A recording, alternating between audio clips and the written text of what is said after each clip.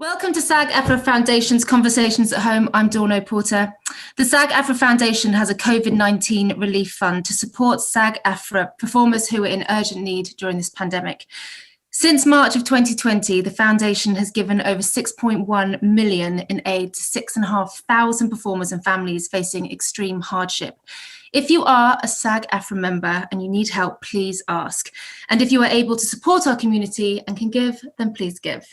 Information can be found on the description of this video. And now it was with great pleasure that I can introduce my dear friend, Jason Segel. Hello, Dawn. How are you? I'm good. I'm in a strange room, and I just thought because we were in a rented house, and I just thought it looks a bit porny, and I just had to check for details. Oh yeah, is it Kama Sutra? It's something suggestive, but I'm not quite sure what. Okay. Jason, your movie. So I wouldn't usually start an interview by talking about myself, but because you're my friend, I'm going to, because the full body guttural reaction I had to this film was overwhelming. I mean, I knew what it was about before I sat down and watched it, but to people watching, I am one of two young girls who lost my mum when I was the same age as those two girls in the film. Yeah. And I, by also some weird coincidence, watched it on the 33rd anniversary of my mum's passing, which was, but you know, no, it's all good. And I'm not saying this to be sad. I'm saying this to explain to you what it's like when you are watching something that almost betrays something that you've experienced in your life, and how often that can be disappointing. Yet this film tapped into so many of the real emotions that I've felt in my life.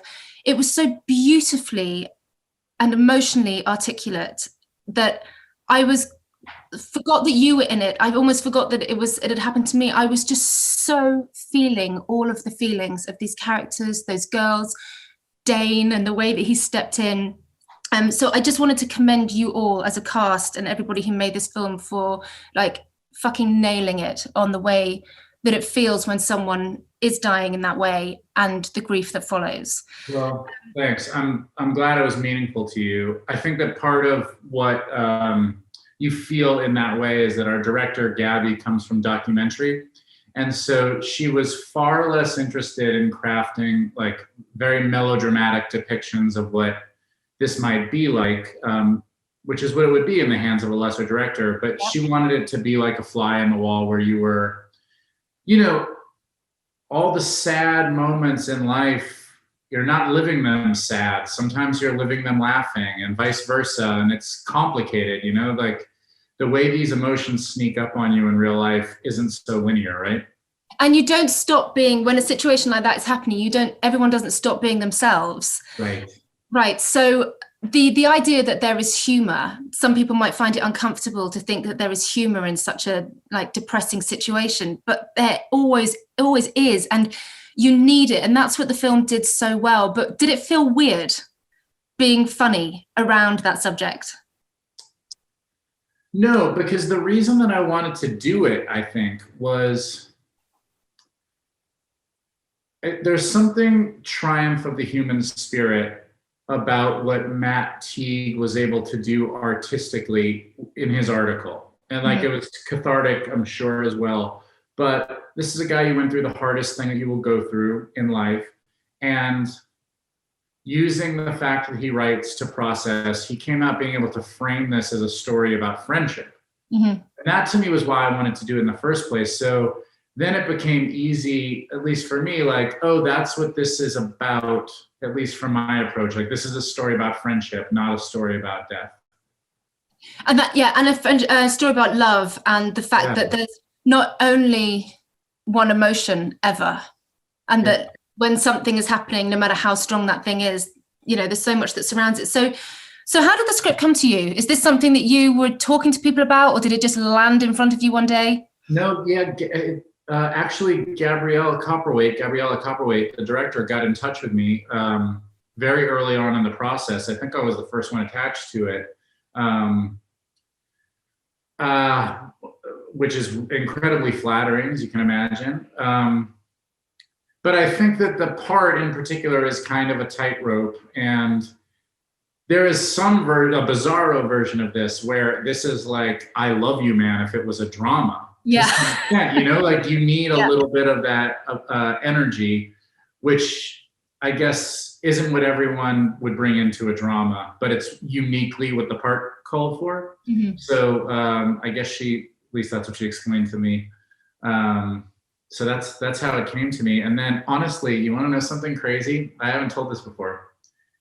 So I was about to make a show called Dispatches from Elsewhere, like right around the time that this finally came together to shoot. You know, it takes a while to like get a cast together, figure out when you can do it and get the financing. And it was gonna shoot like maybe a month before I started prep on this show that I did all the jobs for. And I was just feeling really overwhelmed. So I turned the movie down. I wrote like a really long, really thoughtful email with a lot of gratitude in it, and I sent it.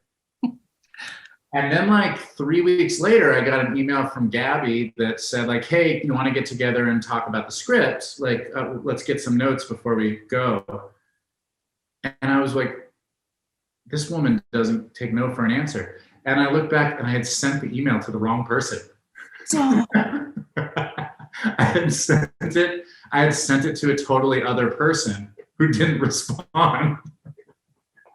Oh my God, the chance. And were you insane? Relieved or were you kind of annoyed?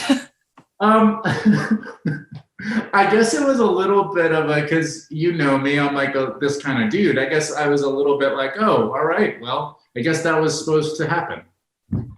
God, that's wild. I love those kind of stories. Serendipitous. You were so perfect for the role. I don't know what it's like as an actor to hear these words when someone says this to you, but I honestly feel like it was my favorite thing I've ever seen you in. I thought your performance was so perfect on the funny, the sad, all of it. I love seeing you with kids. I love seeing you with my kids. So it made me, that really warmed my heart. I thought that was adorable.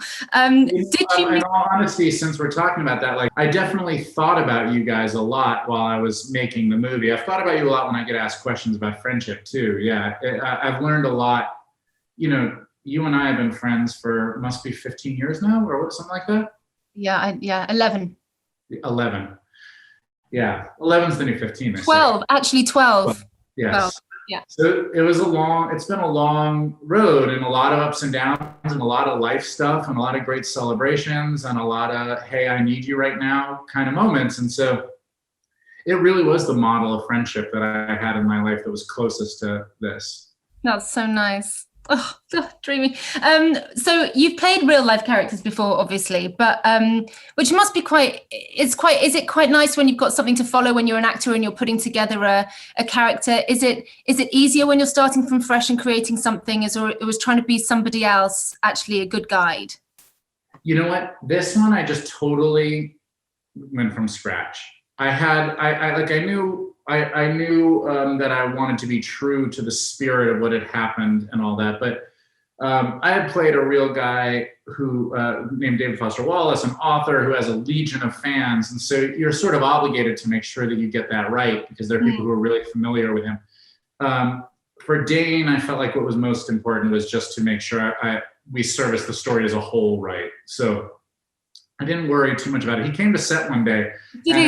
Yes, and it was great. I was happy to meet him, but I know that it was like an awkward moment because I'm playing him, but he also hasn't seen me do any of it, so he doesn't know if I'm doing a good job or not. Like there really wasn't much to say to each other. We sort of sized each other up, and that was about it. You know, when you do so many interviews for stuff like this, and a question when you get a kind of kooky interviewer who's trying to ask you slightly alternative questions, and they'll ask you things like, who would you want to play you in the movie? Yeah. And it must be like for him, I wonder if he'd have chosen you, or if that was, because I mean, I know you say you started from scratch, but it's not, I saw a picture of him. It's not a huge leap, is it? There's kind of facial hair. Yeah, that's a really good question. I wonder how many people think like I would like Jason Segel to play me. All that jumps to mind about that, which is sort of unrelated, but who cares, is that what never ends up feeling good? When someone on the street is like, oh my gosh, I have a friend who looks exactly like you. Let me show you a picture. Oh. And I have never once walked out of that encounter feeling good. I'm always like, please don't show me the picture. Don't show me the picture. You know, people always say to me, people always go up to me and say, you're so much smaller in real life. Yeah. Why massive do I It's literally the worst thing to say. So when you're doing a film like this, and it's obviously a really, really sad, sensitive subject, but there's comedy as well. Like, what's it like when you filmed a big scene, a big, sad scene, and then the cameras stop rolling? What happens on set for those few minutes as everyone settles down? Or are you all like, crawl, lunch, let's get on with it? Well, there are two versions of that on this. There was one scene that was probably the most dramatic scene that I've ever done on film, and that was just Dakota, me, Casey, and Sherry Jones, who is also just amazing in this. And that was a very respectful and quiet day on set, somber, and so there's that. Any of the scenes where the little girls were involved, who are just amazing in the movie, it was a really great reminder because, you know, they could really turn it on and off like they were playing. And when they would yell cut, those girls would be tackling each other, playing a prank or trying to get your attention. And I actually found that really nice. Yeah. Like they're unspoiled by like the pretension of acting and the business and all that stuff. I mean, that's what kids do as well, isn't it? They don't have the emotional maturity to feel those feelings that we're all feeling in real life or in acting. So therefore, they're not doing that scene, and you know, they haven't got life experiences to draw upon to actually make them feel those feelings. So I imagine they are quite a relief in those moments. I thought those girls were fantastic. I mean, just amazing. The angst of the oldest, was Molly the oldest or Evangeline? Yes. I can't remember which way around it was, but which the eldest, I just thought Isabel the way is her real name. She was just incredible. Oh God. And there was a line where she said, when she's talking to Casey, and she's saying, oh, you know, I'm pissed off because I'm going to be stuck with you. Yeah. And it was such a like powerful moment of like, oh, she's just like, he's got so much work to do on their relationship that he hasn't put in yet. And instantly she's angry with him, but I just felt so desperately sorry for him and just reminded the situation that he's in. I thought each character was so perfectly drawn. Well, I thought that they did a really good job, both Matthew Teague and like the bravery of writing it, and then also Casey in playing it, of, you know, both roles. Nicole, also played by Dakota Johnson, who's incredible. But both incredible. Both of those roles could sort of be martyr roles. I guess mine could too. You know, they could all be like, look how selfless I am, look how painful this is. But everyone plays their character flawed, which is what I hope makes the movie really interesting. I thought Casey especially plays a very flawed husband going through this experience, and that to me is really, really interesting. Yeah, I thought as well with Dane's character, like, there's only one person that everybody questions what he's doing, which is his girlfriend, who doesn't understand his loyalty to this family, and she feels very neglected. But I thought it was really well written and acted in the way that I could understand that Dane was also, he didn't have much to leave, and he was kind of escaping his own, you know, just kind of just existence that wasn't really existing very much. Yeah, Dane is flailing also, and it's he's getting something out of this scenario also, and not in a usy kind of way, and in a reality that, like, you know, there's a jaded view that every relationship is transactional. That's a very, very extreme view. But I think to some extent, like, what everyone is giving and taking in this situation is part of what the story is. Yeah. So in terms of you and what you've been up to for the last few years, obviously you wrote Dispatches and you acted in that, and you took on all the jobs in that, which was huge. But did you enjoy being like the commander of the ship and like having all that responsibility, or is there a part of you that just thinks, I just want to turn up to work next time? I like both of those things. But there is an intentionality to Dispatches from Elsewhere where I felt as though from maybe 24, 25, forgetting Sarah Marshall, to about 33, I was doing things that I increasingly knew how to do. Mm-hmm. I felt very comfortable, and it was kind of fun and easy. But I was starting to lose interest in my own work, and I think that probably translates to screen. And I had a lot of unresolved questions that I wanted to answer. The first one started with doing End of the Tour, where I was like, in my mind, privately, I'm like, if I was doing these dramas, I would be really great at it. Yeah. That's a really comfortable place to live, that if I was, you know? Mm-hmm. And I didn't want to be that dude for the rest of my life. So I thought, let's find out. It's good to find out either way. Let's find out you're good at it, or let's find out you're not good at it and put this to bed. And I loved the experience and felt like I could do that stuff. Then the next thing I wanted to see was like, let's see if you can really make something from scratch. And, you know, don't get me wrong, I had a great support system and help, but I took on all the jobs, and I directed the first one and acted in it and wrote like 4 or 5 of them. And I guess I maybe wanted to bump up against my limits for the first time. That's something I'm interested in doing now, is like, I like to bump up against, oh my gosh, I might not be able to pull this off. Yeah. I think that's what keeps pushing the walls out. That feeling of when you pull it off as well is just so satisfying. Yeah, this room isn't as small as I thought it was. Yeah. And also, and you can, you know, you've got, God, I mean, you're so young and you've got so many things that you're still to do. And if you do just coast around in that kind of safe space of what you're good at without pushing yourself, then you will get bored of it and uninspired by it. Well, I did something kind of interesting, which I know is a very kind of esoteric idea, but I started taking jobs where I would be around somebody I admired so that I could ask them questions, so that I could kind of interview them. It came from this crazy article I read in Sports Illustrated about how Kobe Bryant, in like his rookie year, got a call from Michael Jackson, not Michael Jordan, Michael Jackson, inviting him to Neverland Ranch because he wanted to talk to him.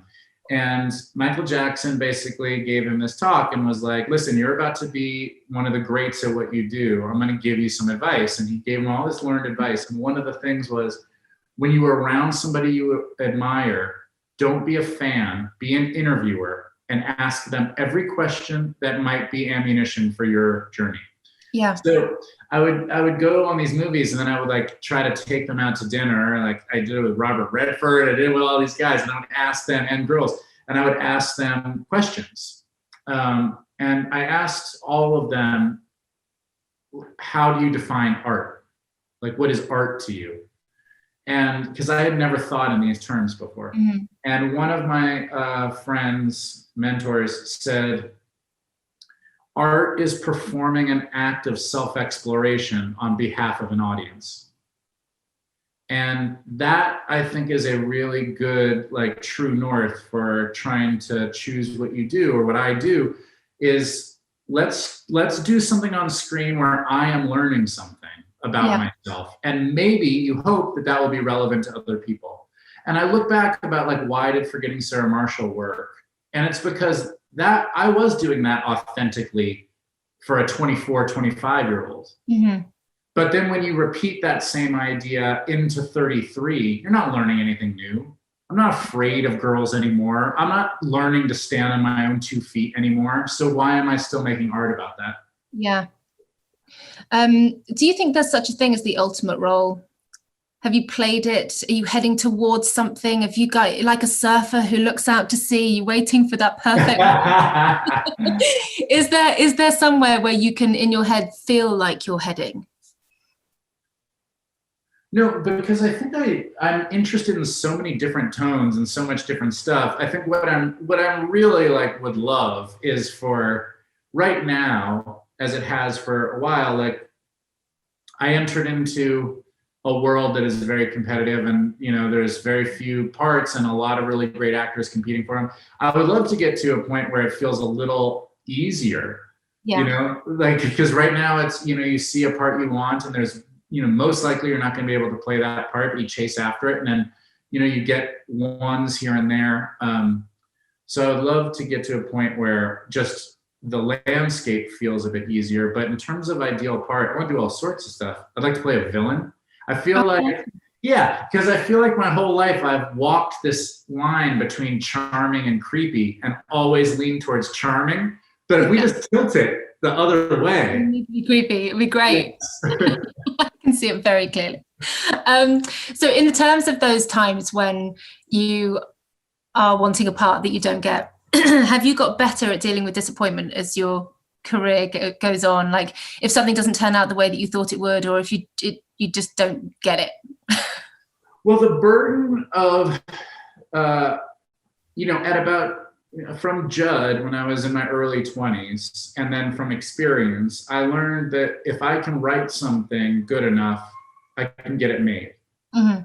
Even if when I'm at my lowest trench, like if I can write something good enough, I got a shot, So as opposed to feeling disappointed when things are slow or not going well, I feel like the burden of, well, then it's your job to get yourself out of it. Right. Do you know what I mean? Yeah. And you're so proactive. Whenever I see you, you're like, yeah, just like knocked out a couple of scripts on that. Done a couple of yeah, I wouldn't view it as proactive if it helps you at all. I would view it as someone with an intense sense of survival skill. And like, it comes from fear and desperation. And like, I must do something. Yeah. So I've been to your home and I see where you write, and I know that you're very comfortable with the solitude of writing. Yeah. And that you, that kind of lifestyle suits you and you cope very well. Some people go completely mad, but you manage to hold it together. So compare that with like the kind of cast mentality and the being surrounded. Which one do you think is more Jason? Where are you happiest or most comfortable? So I had the pleasure of working with Andre Benjamin on Dispatches from Elsewhere, Andre 3000, as you might know him. And so Andre shows up to work, slaughters scenes, and then disappears into the night playing the flute. And I was like, that is who I want to be. Right. And so I think that I'm a little bit in my own way like that. Like I'm super, super, super prepared when I'm acting. I show up to set. I try to cause as little stir as possible. Between action and cut is where I feel most comfortable in my whole life, if I'm totally honest. It's the only time I feel like I'm not supposed to be doing something else. It's the only time in my life I feel like I'm acting instinctively as opposed to strategically. I'm just surfing. And then I like to go away. I like to go home, or I like to go by myself to have some food. I really like to get to know the town that we're shooting in. But I like to be a little bit invisible to production. I like to mix the two. Right. Do you have any Diva demands to be in your trailer? No, zero. I drive to every job I do if I can. I have a ukulele, and that's about it. See, very easy, Jason. I read. What was I reading? I was reading something about the movie where you were just described as the loveliest guy ever, which I know is so nice. But whenever I read anything about you, because I know you, it's always so accurate. Like you're always described as the person that I know, which is so lovely. But it's hard sometimes. When you're in the public eye or you're on set and you're expected to be on all the time, like, how do you cope on the days when you just can't be asked to be there? Do you, like you said, do you just keep away from everybody, or do you just kind of pretend to be okay? I've stopped worrying about trying to be on or pretending to be any way that I'm not, for the most part. I mean, I'm still susceptible to that. But I mean, listen, like around 33 years old, I realized that like I was exhausted from just emotionally, from all of it. Like the model I had for how to do this for the rest of my life was not going to be sustainable. Right. And so I kind of just turned everything on its head. I moved out of Los Angeles. I slowed my output to something I felt like was manageable and where I could really care about each part I was playing. And And I stopped worrying if people liked me so much.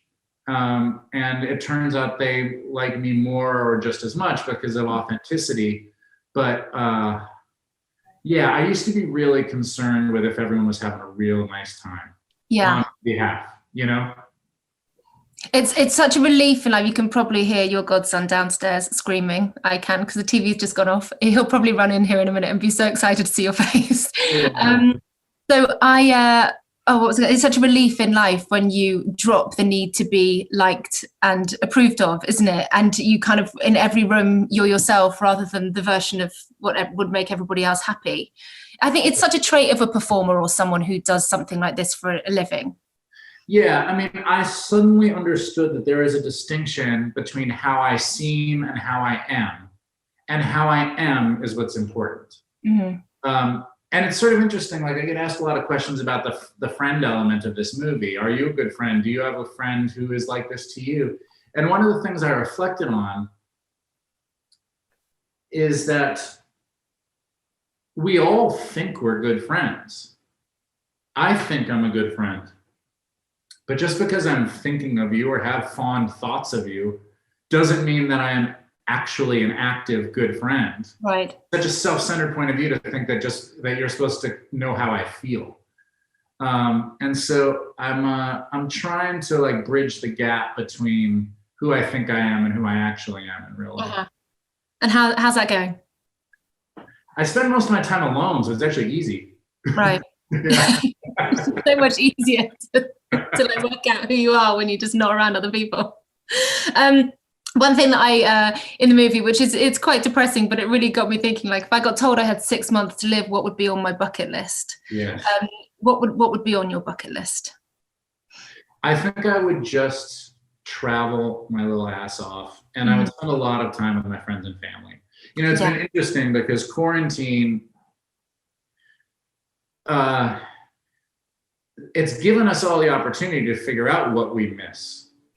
Like, what is it we miss most when we are not allowed to do the stuff that we want to do? And for me, it's been be around friends and family and travel.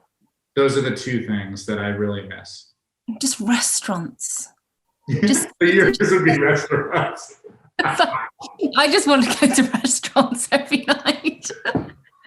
I was like, you know, in the film when she's like, she wanted to go to New York and I was like, the last thing I'd actually want to do is be in an airport and do anything stressful, anything where I might have to queue or anything that would bring any sort of stress. Yes. But I just want to go to lots of restaurants and eat loads of nice food. Talking of food, I know that you have an Instapot. Yeah. So how's that going? What's your favorite thing to cook in your Instapot? That's a nice question. Well, I've been on an odyssey of health the past 6 months because I decided that I was going to use this time to finally get in shape. So I've just been making every version of fish and vegetables that I can possibly make and figuring out different ways to cook it. So I do enjoy the Instapot for that. It's great. I haven't ventured there yet. I feel like it might take the cooking out of cooking because it's so easy. Bit like a fancy microwave. No, I wouldn't say that so much. No. We'll give it a shot. We'll do it together. All right. I can't wait. Jason, is there anything you want to say about your movie before we end this that I haven't asked you or you haven't had the chance to tell anybody? No, I would just say it's one of the things I'm most proud of that I've ever done. And getting to act along Dakota and Casey was, one of the highlights of my life and career. I learned so much. From the experience of making the movie. And I also walked away from it feeling like I learned a lot about friendship. Well, as I said earlier on, I really feel like it's one of your most beautiful performances that I've ever seen. And obviously I had my personal connection to the film, but just as someone who could just watch you and Dakota and just the whole cast was so beautiful, and I absolutely loved it. And I hope it's a storming success. Thanks, Dawn. On behalf of SAG-AFTRA, thank you so much for sharing yourself with us. And likewise to you as well, Dawn. Thank you, Jason.